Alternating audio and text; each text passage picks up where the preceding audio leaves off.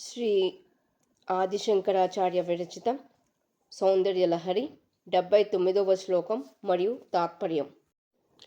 నిసర్గక్షీణస్య స్తనతటభరేణ క్లమజుషో నమన్మూర్తేర్నారీతిలకసనకైస్తృత్యత ఇవ చిరంతే మధ్యస్య త్రుటితటనీత ఈడతరుణా సమావస్థాస్తేం నో భవతు కుశలం శైలతనయే.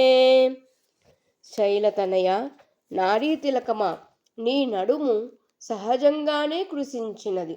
వక్షస్థల భారంచే అలసి కొంచెం వంగిన రూపుతో తునిగిపోతున్నట్లనిపిస్తున్నది. ప్రవాహ వేగానికి కోసుకుపోతున్న ఏటిగట్టున ఉన్న చెట్టుతో పోల్చదగిన స్థితి గల నీ నడుమునకు చిరకాలం కుశలమగు కాక ఉత్తమ సాముద్రిక లక్షణంతో మిగుల కృశించిన నడుము కలది అని భావం.